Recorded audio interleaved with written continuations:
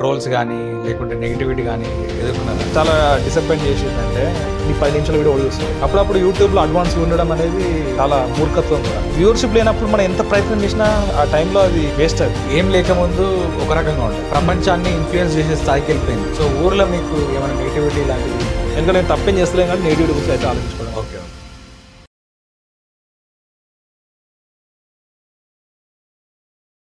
ఎప్పుడైనా మీరు వీడియోస్ చేసే క్రమంలో మీరు ఈ సోషల్ మీడియా నుంచి కావచ్చు, ఇక్కడ ట్రోల్స్ కానీ లేకుంటే నెగిటివిటీ కానీ ఎదుర్కొన్నారా?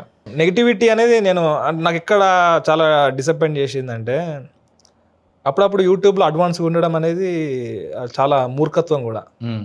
యూట్యూబ్లో కాపీయే రాజ్యం వెళ్తుంది, నీకు క్లియర్ చెప్తున్నా. ఎందుకంటే యూట్యూబ్లో బ్లాగ్ అనే పదం లేనప్పుడు తెలుగులో నేను బ్లాగ్ అనేది స్టార్ట్ చేసిన. అప్పుడు కంప్లీట్ నెగిటివిటీ. నాకు కామెడీ వీడియోలు కావాలి నీ 10 నిమిషాల వీడియో ఓడి వస్తాడు. అప్పుడు 2 నిమిషాలు 3 నిమిషాల కంటెంట్ నడిచింది, బ్లాగ్ కంటెంటే లేదు అప్పుడు తెలుగులో. అప్పుడు వ్యూవర్షిప్ లేనప్పుడు మనం ఎంత ప్రయత్నం చేసినా, నువ్వు ఎంత ఇన్నోవేటివ్గా ఉన్నాడు ఆ టైంలో అది వేస్ట్. అది ఓ ట్రెండ్ వచ్చిన తర్వాత ఓకే, ఆ ట్రెండ్ జనాలకు అలవాటు అయిన తర్వాత అప్పుడు మనం అందుకొని దాంట్లో వేరే వాళ్ళ మిస్టేక్స్ అవన్నీ కనిపెట్టేసేసి వేరే ఆ మిస్టేక్స్ ఏం చేస్తున్నారని క్లారిటీ తెలుసుకొని దాంట్లో పాజిటివ్స్ ఎంచుకొని ర్యాపిడ్గా ఫాస్ట్గా పోయేటోళ్ళు గ్రో అవుతారు యూట్యూబ్లో.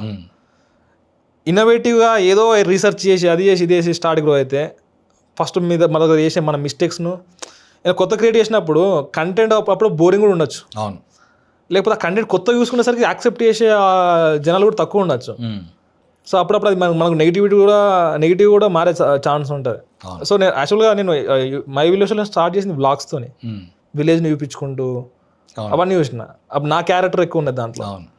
అప్పుడు ఆ కైండ్ ఆఫ్ స్టైల్ ఒక వీడియోని 10 మినిట్స్ అప్పుడున్న డాటాకు బిఫోర్ జియో చూసే వాళ్ళే తక్కువ. 2 minutes 3 minutes 3.5 minutes maximum 4.5 minutes ఈ అంతకు మించి పోయేటోళ్ళే తక్కువ.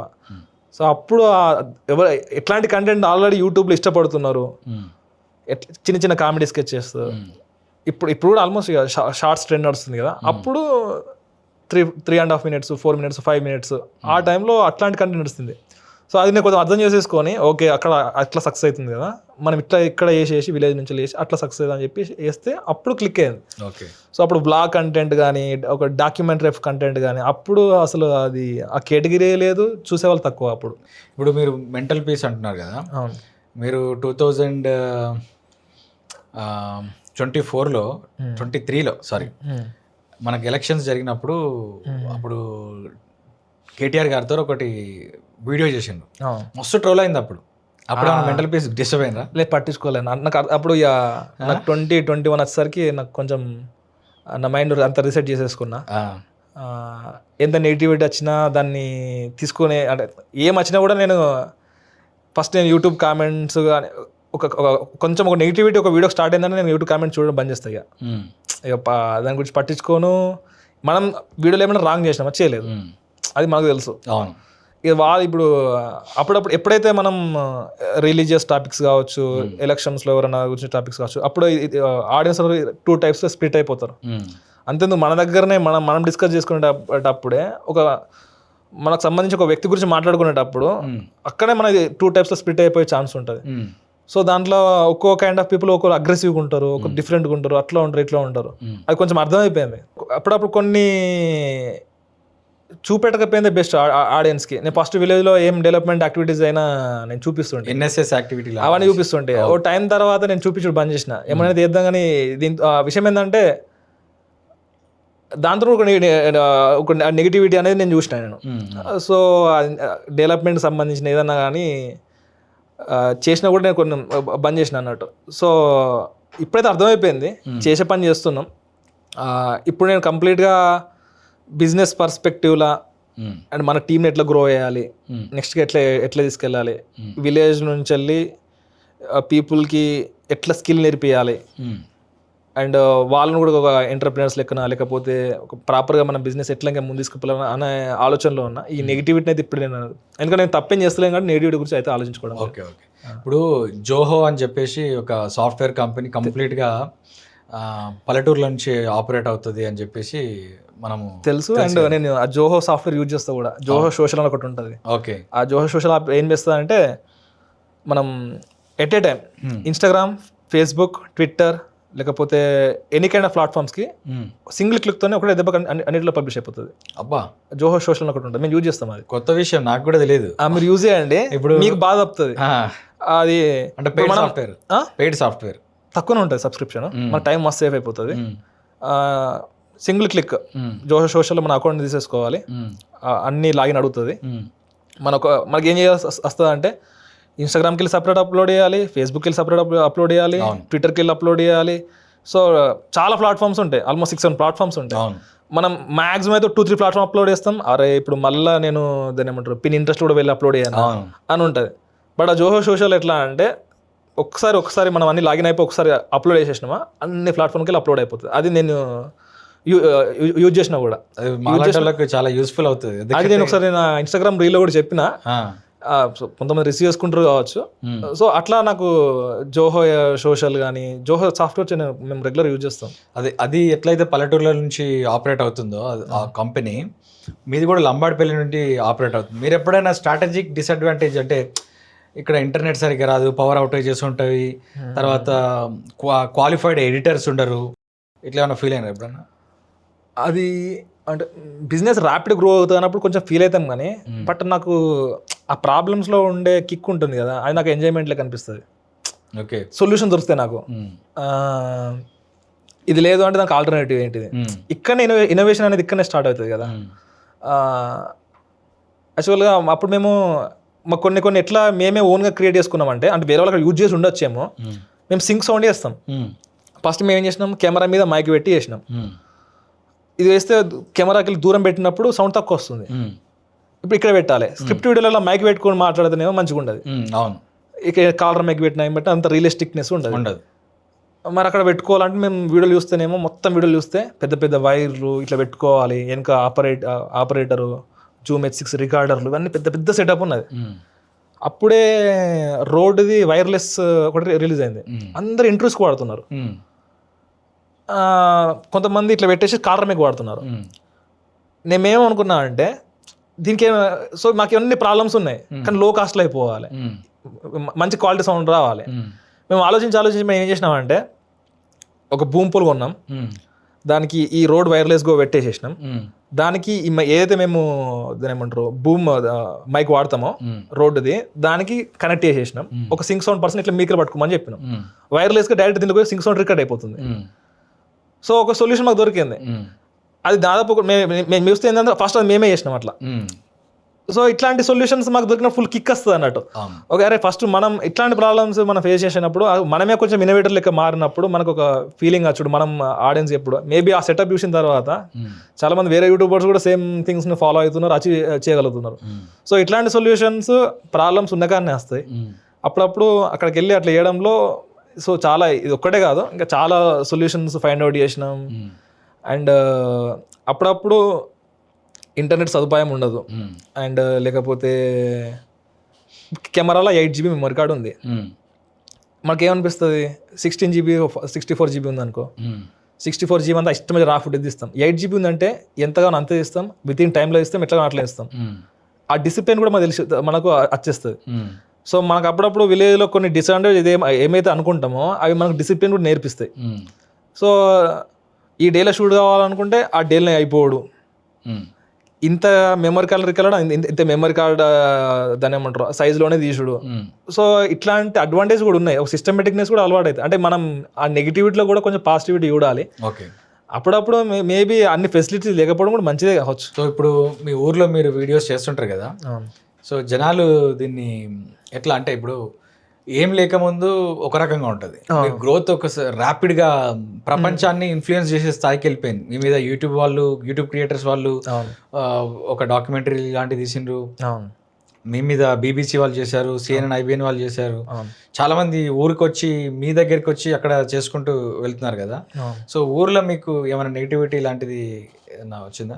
నేను పర్సనల్గా ఎవరితో మరీ దాన్ని ఏమంటారు టూ మచ్ డిస్కస్ చేసుకుంటూ వాళ్ళ నెగిటివిటీని నేను చూడను. ఫస్ట్ థింగ్ కొంచెం నెగిటివిటీ ఈర్ష అనేది కొంతమంది దగ్గర ఉంటుంది. అండ్ సేమ్ టైం వాళ్ళు ఎంత ఉన్నా కూడా ఒక బయట వ్యక్తి వచ్చినప్పుడు మైలో షో అయింది ఇట్లా చేసి అంటే వాళ్ళు ఇన్స్పైరింగ్ చెప్తారు వాళ్ళు. ఇప్పుడు సో ఓవరాల్ పర్స్పెక్టివ్ చూస్తే వాళ్ళు ఇన్స్పైర్ అవుతారు. చిన్న చిన్న ఈర్షలు అనేవి ఎట్లుంటుంది అంటే ఇక ఫ్రెండ్స్ దగ్గర మధ్యలో ఎట్లుంటుంది, వాడు కొంచెం సక్సెస్ అయిపోయి మనం ఇట్లా ఉన్నామంటే అరే వాడి లెక్క సక్సెస్ ఆయనకి ఇట్లా అయిపోయింది వాడు ఎంత అన్నట్టు కొంచెం కూడా ఉంటుంది కదా, అది అనేది కొంచెం ఉంటుంది. బట్ ఓవరాల్గా పర్స్పెక్టివ్లో చూసుకుంటే వాళ్ళు కూడా మంచిగా ఫీల్ అవుతారు. చాలా 90% పీపుల్ మంచిగా ఫీల్ అవుతారు. అరే విలేజ్ నుంచి కొంత అంతేందుకు ఇప్పటికీ ఎవరన్నా 10th క్లాస్ ఇంటర్మీడియట్ ఫెయిల్ అయిన వాళ్ళు ఉండి ఏం చేయను అర్థం కాకపోతే మీరు పంపిస్తాం మేము ఏమైనా నేర్పిర్రి అని చెప్పేసి అట్లా కూడా అంటారు అనమాట. సో అంటే వాళ్ళు ఏమనుకుంటారు వీళ్ళ దగ్గర పంపిస్తే వీళ్ళు ఏదో ఒకటి నేర్పిస్తారు పిల్లవానికి అన్న ఫీలింగ్ అవుతుంది. అంటే వాళ్ళు ఒక మంచిగా ఉన్నట్టే కదా. సో ఈవెన్ మన గురించి నెగిటివ్గా థింక్ చేసినా కొంచెం ఈర్షున్నా కూడా అట్లాంటి వాళ్ళు కూడా ఏమైనా కూడా వీళ్ళ దగ్గరకు పోతే మావాడైతే నేర్చుకుంటాడు అన్న ఫీలింగ్ అయితే ఉంటారు. అట్లా మీరు ఏ బేసిస్లో మీ టీంని బిల్డ్ చేసుకున్నారు? అంటే ఇప్పుడు అనిల్ ఒక ఊరు నుంచి ఉన్నాడు, ఒక్కొక్కరు ఒక్కొక్క ఊరు నుంచి ఉన్నారు కదా. ఇప్పుడు మీకు రైటింగ్ రాస్తుంటాడు కదా రైటర్ అలికంటి అని ఉంటారు, గంగారెడ్డి అని ఉంటారు, శివ అని ఉంటారు కదా. వీళ్ళంతా ఒక్కొక్క ఊరు నుంచి ఉన్నారు వీళ్ళంతా కూడా. సో ఆన్ వాట్ బేసిస్ అంటే మీతో మేము వర్క్ చేయాలని ఉన్న ఇంట్రెస్ట్తో వస్తారా, లేకపోతే మీరు ఏ బేసిస్లో తీసుకుంటారు? చాలా మంది యాక్టర్స్ మీ దాంట్లో పనిచేసే అందరూ న్యాచురల్గా ఉంటుంది వాళ్ళది, ఏదో యాక్టింగ్ చేసినట్టు కానీ లేకుంటే ఏదో చేపిస్తున్నట్టు కానీ ఉండదు అసలుకి. అంటే మీరు ఎట్లా వాళ్ళకి ఏమైనా screen test, screen presence, auditions చేస్తారా ఏమన్నా? నేను ఫస్ట్ ఆఫ్ ఆల్ నేను డైరెక్షన్ చేసిన ఏ వీడియోస్కి ఎవరికి ఆడిషన్ చేయలేదు. అంటే వాళ్ళని చూస్తేనే మనకు ఒక స్టోరీ విజువలైజేషన్ అప్పుడు వాళ్ళ క్యారెక్టర్ అనేది అక్కడ ఉండిపోతుంది అన్నట్టు మనకు తెలిసిపోతుంది కదా. సో దాని బేసిస్ మీదనే మేము తీసుకుంటాం. అంటే నాకు ఈ టీమ్ బిల్డింగ్ లేకపోతే విలేజ్ నుంచి ఒక కంపెనీ పెట్టాలి ఇట్లా లేపాలి అంటే నాకు ఇన్స్పిరేషన్ ఏంటంటే ఆపిల్ కంపెనీ. నేను బీటెక్ అయిపోయిన తర్వాత ఎంటెక్లో ఉన్నప్పుడు నేను చాలా బుక్స్ చదివిన. అప్పుడున్న బుక్స్ నేను ఇప్పుడు 1% ఎవరు చదవడం లేదు, కానీ అప్పుడు సినిమాలు కూడా చూసిన. నేను ఈ సిలికాన్ వ్యాలీలో బిల్డ్ అయిన బిజినెస్ ఇవి ఆపిల్ కంపెనీ కావచ్చు, మైక్రోసాఫ్ట్ కావచ్చు, అండ్ HP కంపెనీ కావచ్చు, చాలా ఈవెన్ ఫేస్బుక్ కంపెనీ కావచ్చు, వీళ్ళన్ని సక్సెస్ స్టోరీస్ నేను చదివిన. అరే ఇట్లా మనం కూడా ఏమన్నా డిఫరెంట్గా ఏమన్నా చేయొచ్చా, ఇట్లాంటి రెవల్యూషన్ మనం ఏమన్నా పుట్టియచ్చా అని చెప్పి చూసిన. అండ్ నాకు ఇన్స్పైరింగ్ బుక్ ఏంటంటే నెంబర్ 1ది ఐ వాజ్ అని ఒక బుక్ ఉంటుంది. Okay, Steve Jobs and Steve Wozniak వీళ్ళిద్దరు కలిసి ఆపిల్ కంపెనీ స్టార్ట్ చేశారు కదా. మెయిన్ ఆపిల్ 1 కంప్యూటర్ తయారయ్యడానికి, ఆపిల్ 2 కంప్యూటర్ తయారయ్యడానికి మెయిన్ క్రియేటివ్ మైండ్ స్టీవ్ వాజ్ది, స్టీవ్ జాబ్స్ది కాదు. ఆ స్టీవ్ వాజ్ ఎట్లా అతను ఆపిల్ 1 కంప్యూటర్ తయారు చేసిండు, వాళ్ళ ఇంట్లో వాతావరణం ఎట్లుంటుండే, ఎంత ప్లేఫుల్నెస్ తోని అవన్నీ చేసిండు అనేది నాకు చాలా ఇన్స్పైరింగ్ అనిపించింది. ఆ ఒక్క బుక్ చదవడం వల్ల నేను ఆల్మోస్ట్ టెక్కి సంబంధించిన, అప్పుడు స్టార్టప్స్కి సంబంధించిన ఆ సిలికాన్ వ్యాలీలో ఏం జరుగుతుంది అవంతా, నేను కంప్యూటర్ హిస్టరీ ఏంటిది, నేను నా ఎంటెక్ డిజిటల్ ఎలక్ట్రానిక్స్లో అండ్ నా బీటెక్ ఎలక్ట్రానిక్స్ అండ్ కమ్యూనికేషన్ సిస్టమ్స్లో కాబట్టి నాకు తెలియకుండానే అప్పుడు నేను డీప్ వెళ్ళిపోయినా. అదంతా నేను ఆ సబ్జెక్ట్ చదువుతున్నప్పుడు కానీ pirates of the silicon valley cinema ఉంటుంది, దానిలో స్టీవ్ జాబ్స్ అండ్ బిల్ గేట్స్ది అక్కడ ఉన్న టెక్ కంపెనీలో ఒక స్టోరీస్ మీద ఆ మూవీస్. సో ఇట్లాంటిది అండ్ ఫేస్బుక్ కంపెనీ చెప్పిన దానికి సంబంధించిన మూవీ, ఇట్లాంటివన్నీ చూసినప్పుడు నేను కూడా అట్లాంటి ఓన్గా బిల్డ్ చేస్తే ఎట్లుంటుంది. నేను స్టీవ్ జాబ్స్కి బాగా ఇన్స్పైర్ అయ్యి ఉంటాయి. స్టీవ్ జాబ్స్ బుక్ అయిన తర్వాత కూడా మనం కూడా మన సరౌండింగ్స్లో అట్లాంటి ఇన్స్పైర్ అయ్యి ఏమన్నా చేయాలి, అది కొంచెం ఒక రెవల్యూషన్ లెక్క మారాలి అన్న థాట్ అది బిల్ట్ ఇన్ వచ్చేసేసింది. అందుకే నేను ఏదైనా చూసినప్పుడు కొత్తగా చేయాలి, వాళ్ళు ఉన్న ఫార్ములా కాకుండా కొత్తగా ఏదైనా క్రియేట్ చేసి దాన్ని అందరూ ఫాలో అయ్యేటట్టు చేయాలి అనేది అట్లా స్టార్ట్ అయిపోయి అట్లా నేను అదే నాకు బిల్ట్ ఇన్ వచ్చేసిందని నాకు అనిపిస్తుంది. ఓకే, సో ఇప్పటికీ నేను 2011లో ఒక బుక్, నేను ఆ బుక్ అంటే ఈనాడు బుక్లో స్టీవ్ జాబ్స్ది ఇంకో 2-3 వీక్స్ అయితే చనిపోతాడు అనేటప్పుడు ఒక స్టోరీ పబ్లిష్ అయింది. అప్పటికి నాకు ఆపిల్ కంపెనీ గురించి తెలియదు, లేకపోతే టెక్ ఇండస్ట్రీ ఎట్లా వర్క్ అవుతుంది అదేం తెలియదు నాకు. దాంట్లో ఒక చిన్న స్టోరీ, ఒకవేళ ఆ స్టోరీ నేను చదవకుండకపోతే నేను ఇట్లాంటి అసలు వేలో వచ్చి ఉండేవాడిని కాదేమో. అవును. దాంట్లో నేను జస్ట్ స్టీవ్ జాబ్స్ గురించి ఒక స్టోరీ చదివిన. దాని తర్వాత నేను ఆపిల్ సైట్కి వెళ్ళిన. అసలు ఏంటిది ఆపిల్ కంపెనీ అంటున్నారు ఏంటిది, అప్పుడు నాకు తెలియదు. అప్పుడు ఆపిల్ ఐఫోన్స్ అనేది అంటుంటారు, నీకు పట్టించుకుంటాను కాదు. ఆపిల్ కంపెనీ వెళ్ళిన తర్వాత ఒక సైట్ చూసిన తర్వాత ఆ డిజైన్ లుక్ చూసిన తర్వాత అసలు ఎట్లా స్టార్ట్ అయింది అని చెప్పేసి రీసెర్చ్ చేయడం స్టార్ట్ చేసిన. సో దాని నుంచి వెళ్ళి కంప్లీట్గా నా మైండ్ సెట్ చేంజ్ అయిపోయింది. ఓకే. అప్పుడు నేను ఫస్ట్ టైం 2012లో ఒక ఆపిల్ ప్రోడక్ట్ తీసుకొని చూద్దాం ఎట్లుంటుంది, అసలు వాడితే తెలుస్తుంది కదా అని చెప్పి నేను చేస్తా ఉంటే ఐప్యాడ్ అనిపించింది నాకు. అది మల్టిపుల్ వేల యూజ్ అయితే అనిపించింది. దానికి చిన్న కెమెరాతో ఫోటో తీసుకోవచ్చు, వీడియో తీసుకోవచ్చు, దాని బుక్స్ బుక్స్ అని ఉంటుంది అప్పుడు చదువుకోవచ్చు. ఒకసారి టెస్ట్ చేద్దామని చెప్పేసి మా నాన్నను మా మమ్మీని అప్పుడు బీటెక్ ఫస్ట్ ఇయర్ ఉన్నప్పుడు అసలు ఐప్యాడ్ తీసుకోవడం అనేది వాళ్ళకు చుట్టూ వాళ్ళకు అసలు గది అయితే కంప్యూటర్ అనుకుని ఉండే ఐప్యాడ్ తీసుకుండే అని చెప్పి అనిపిండే. లేలే నేను తీసుకుంటా అంటే వాళ్ళు హెల్ప్ చేసి తీసుకున్న తర్వాత నేను ఇక అప్పుడు ఆల్మోస్ట్ దొరకని బుక్స్ అన్ని డౌన్లోడ్ చేసుకొని చదివి, అండ్ ఐప్యాడ్లో ఒక చిన్న 5 మెగాపిక్సెల్ కెమెరా ఉంటుండే, దాంతో జస్ట్ అప్పుడు నా క్రియేటివిటీ అనేది మొత్తం బయటకు వచ్చేసింది. ఐప్యాడ్ 5 మెగాపిక్సెల్ కెమెరాతో ఫుల్ హెచ్డి వీడియో. అప్పుడు 2012లో ఫుల్ హెచ్డి వీడియో అనేది ఆ స్టోరేజ్ మెయింటైన్ చేసిన చాలా కష్టమవుతుండే. ఓకే. ఎందుకంటే 10 minutesది 10 GB వస్తుండే. ఇప్పుడు ఓకే 4K వచ్చిన తర్వాత 20, 40 GB, 50 GB, కానీ అప్పుడు 10 GBని హ్యాండిల్ చేసి చాలా కష్టం అప్పుడు 2012లో. సో అట్లా వస్తుండే. నేను అప్పుడు ఏం చేసిన అంటే ఐప్యాడ్తోని విలేజ్లో ఏమన్నా ఏం జరిగినా ఇట్లా ఈవెంట్స్ క్యాప్చర్ చేస్తుంటే ఐమూవీ నాకు చిన్న సాఫ్ట్వేర్ ఉంటుండే, దాంట్లో దాన్ని లైట్ ఇట్లా ట్రిమ్ చేయడం, అటు ఇటు సెట్ చేయడం, ఎక్స్పోర్ట్ కొట్టడం, అది మేలుకొల్పన యూట్యూబ్ ఛానల్ ఉంటుండే మన దాంట్లో అప్లోడ్ చేయడం, ఏదైనా మ్యూజిక్ వేయడం, ఇట్లా చేసుకుంటూ వెళ్ళినప్పుడు నేను తారా జమీన్ పర్ నాకు సినిమా ఉంటుంది, నాకు చాలా ఇష్టం. అది తెలుగులో లేదు. నేను ఏం చేసినా దాంతో ప్రయోగం ఏం చేసినా అంటే ఆ సీన్స్ అన్ని తీసేసుకొని, అంటే సీన్ బై సీన్ తీసేసుకొని ఒకసారి సినిమా డబ్ చేసి చూస్తా అని చెప్పేసి గ్యారేజ్ బ్యాండ్ అనే ఉంటుండే, ఐమూవీ అని ఉంటుండే. ఆ ఐమూవీలో జస్ట్ ఒక క్లోజ్ రూమ్ తీసుకెళ్ళిపోయి మా చెల్లెతోని, మా అంజిమామతోని, వాళ్ళతోని అక్కడున్న క్యారెక్టర్స్కి నేను డబ్బింగ్ ఇప్పించిన తెలుగులో వేపించి చూసిన. మా ఫ్రెండ్స్ వీళ్ళందరూ నా ఫుల్ నవ్వుండే. సో నా ఇవన్నీ నేను ఒక చిన్న డివైస్ ఎక్స్ప్లోర్ చేసుకుంటున్నా. దీంతో మనీ వస్తాయని కాదు, లేకపోతే ఏదో వస్తాయని కాదు, జస్ట్ ఫన్గా ఒక మూవీకి డబ్బింగ్ చెప్పడం. ఇవన్నీ నేను నాకు ఈ మూవీ మేకింగ్ ఈ మెథడాలజీ ఇట్లుంటుంది అని చెప్పేసి నేను ఒక ఫిక్స్డ్ ఫార్మాట్లు ఉండలే. నాకు ఉన్న ఒక చిన్న డివైస్తోనే ఇన్ని ఎక్స్పెరిమెంట్స్ చేసుకుంటా ఉండేసరికి నాకు తెలియకుండా ఎప్పుడైతే బీటెక్లో ఉన్నప్పుడు కానీ అండ్ ఇంటర్మీడియట్లో ఉన్నప్పుడు ఫిల్మ్ మేకింగ్ అనేది ఇంట్రెస్ట్, బట్ అది ఎక్స్పెన్సివ్ అనుకునేవాడిని. బట్ నేను ఎప్పుడైతే ఐప్యాడ్ యూజ్ చేసి ఓకే నేను క్యాప్చర్ చేస్తున్నా, దాన్ని నేను డబ్ చేయగలుగుతున్నా, దాన్ని ట్రిమ్ చేయగలుగుతున్నా, నచ్చిన సీన్ పెట్టుకోగలుగుతున్నా, దాన్ని ఎక్స్పోర్ట్ చేస్తున్నా. సో నేను ఒక ఫిల్మ్ మేకర్ని నేను చేయగలుగుతున్నాను భావన నాకు స్ట్రాంగ్ వచ్చేసేసింది. సో నేను ఎవరు వాలిడేషన్ తీసుకోవడము, ఫిలిం అంటే ఇట్లనే ఉండాలి అట్లనే ఉండాలని చెప్పి నాకు అప్రూవ్ అవసరం లేదు. ప్లాట్ఫామ్ యూట్యూబ్ ఉంది, ఎక్స్పోర్ట్ చేస్తుంటే యూట్యూబ్ అప్లోడ్ చేస్తుంటే 10 మంది 20 మంది చూసినా ఫుల్ సంతోషపడుతుంటే. అండ్ ఏమన్నా విలేజ్కి సంబంధించిన అవేర్నెస్ వీడియో చేస్తే రీచ్ అయిన 100 మందికో 200 మందికో, దాన్ని అప్పుడు అసలు 2012, 13, 14లో అసలు రీచే లేదు కంప్లీట్గా. యూట్యూబ్ చూసే వాళ్ళే లేరు. ఇప్పుడు యూట్యూబ్లో వీడియో చేసినాం, అది కూడా అవేర్నెస్ వీడియో చేసినాం అంటే అప్పుడు అపార్డ్ అని చెప్పేసి రూరల్ వెల్ఫేర్ డెవలప్మెంట్ అని, సో ఇవన్నీ మేము తిరిగి చూపిస్తుంటే, సో ఇవంతా నాకు ఒక కిక్ అనిపిస్తుండే.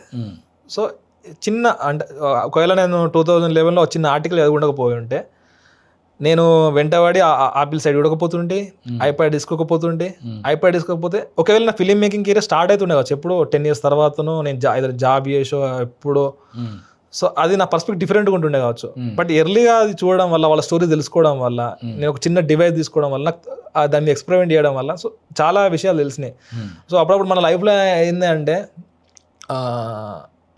ఒక పిల్లవాడు సపోజ్ ఒక గ్రౌండ్లో ఉంటున్నా అనుకో, ఏం లేకుండా ఉండే కన్నా అతని దగ్గర ఒక ఫుట్బాల్ ఇచ్చిండు అనుకోండి, ఒక ఫుట్బాల్ పెట్టినాం అనుకోండి, తెలియకుండా అతని మీద ఫుట్బాల్ మీద అతను ఒక మంచి ఇంట్రెస్టింగ్ అండ్ అథ్లెటిక్ ఉన్నాడు అనుకోండి, ఆటోమేటిక్ ఫుట్బాల్లో అతను ఇన్వెస్ట్ అయిపోయి ఇన్వాల్వ్ అయిపోతాడు.